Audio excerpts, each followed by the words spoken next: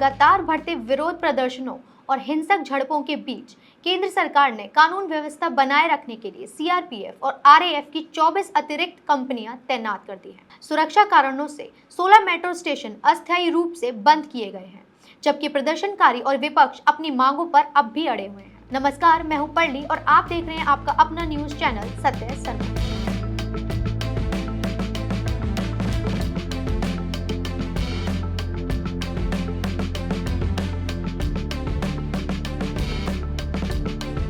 राजधानी दिल्ली में विरोध प्रदर्शन लगातार तेज होते जा रहे हैं। इसी को देखते हुए केंद्र सरकार ने कानून व्यवस्था बनाए रखने के लिए बड़ा कदम उठाया है। दिल्ली पुलिस ने मदद के लिए सीआरपीएफ और आरपीएफ की कुल 24 अतिरिक्त कंपनियां तैनात की गई हैं। सरकार का कहना है कि किसी भी तरह की हिंसा या कानून तोड़ने की कोशिश पर सख्ती से कार्रवाई की जाएगी। पिछले कई दिनों से जंतर मंतर पर कॉकरोच जनता पार्टी का प्रदर्शन जारी है। आज इस आंदोलन का 33वां दिन है। बुधवार सुबह से हजारों लोग प्रदर्शन में शामिल हुए। इनमें वे लोग भी मौजूद हैं जो 20 जुलाई को संसद मार्च के दौरान पुलिस की लाठीचार्ज और आंसू गैस का सामना कर चुके हैं।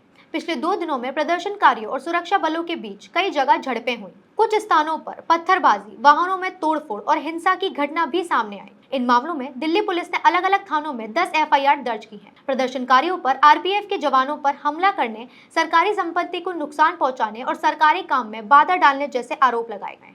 मंगलवार को राजनीतिक माहौल भी काफी गर्मा गया, जब लोकसभा में नेता प्रतिपक्ष राहुल गांधी और कांग्रेस के कुछ सांसद अचानक प्रधानमंत्री आवास के बाहर धरने पर बैठ गए। इसके बाद प्रधानमंत्री की सुरक्षा और कड़ी कर दी गई। एसपीजी के अतिरिक्त कमांडो तैनात किए गए और सुरक्षा के बाहरी घेरे को भी मौजूद किया गया। दिल्ली में बढ़ते तनाव को देखते हुए 16 मेट्रो स्टेशनों को अस्थायी रूप से बंद कर दिया गया, ताकि किसी भी अप्रिय स्थिति से बचा जा सके और सुरक्षा व्यवस्था बनाए रखी जा सके। इसी बीच विपक्षी दल भी अपने रुख पर कायम है। कई पार्टियां केंद्रीय शिक्षा मंत्री धर्मेंद्र प्रधान के इस्तीफे की मांग कर रही हैं। वहीं कॉकरोच जनता पार्टी ने साफ कहा कि उसका आंदोलन फिलहाल जारी रहेगा। सूत्रों के अनुसार सुरक्षा व्यवस्था को मजबूत करने के लिए सीआरपीएफ की 18 कंपनियां अलग अलग राज्यों से दिल्ली बुलाई गई। इनमें से 9 कंपनियां छत्तीसगढ़, 3 झारखंड, 5 मध्य प्रदेश और 1 उड़ीसा से आई है। इसके अलावा आरपीएफ की 6 कंपनियां भी दिल्ली पहुंच चुकी हैं। उधर आंदोलन से जुड़ी एक और अहम खबर सामने आई है। सोनम वांगचुक, जो 28 जून से अनशन पर है, उन्हें दिल्ली हाईकोर्ट के निर्देश के बाद सफदरजंग अस्पताल से गुरुग्राम के मेदांता अस्पताल में भर्ती कराया गया है।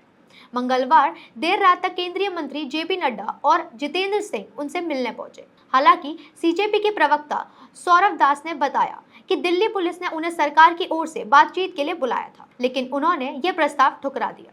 उनका कहना है कि अगर सरकार बातचीत करना चाहती है तो वह जंतर मंतर आए। उन्होंने यह भी कहा कि सरकार पहले यह स्पष्ट करे कि वह उनकी मांगों पर गंभीरता से चर्चा करना चाहती है या नहीं। केवल औपचारिक बातचीत का कोई मतलब नहीं है, क्योंकि हजारों लोग अब भी आंदोलन में शामिल हैं। अब देखना यह होगा कि सरकार और प्रदर्शनकारियों के बीच बातचीत का रास्ता निकलता है या फिर राजधानी में यह टकराव और आगे बढ़ता है। हाल ही में यह भी पता चला है कि सरकार की सोनम वांगचुक से बातचीत होने की संभावना है और साथ ही अभिजीत दीपके ने भी सोनम वांगचुक से भूख हड़ताल खत्म करने की बात भी की है। क्या सरकार को प्रदर्शनकारियों से जंतर मंतर जैसे स्थान पर बातचीत करनी चाहिए या प्रदर्शनकारियों को सरकार के बुलावे पर जाना चाहिए?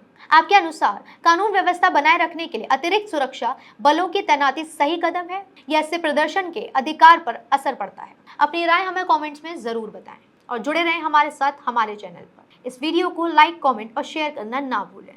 धन्यवाद। जय हिंद।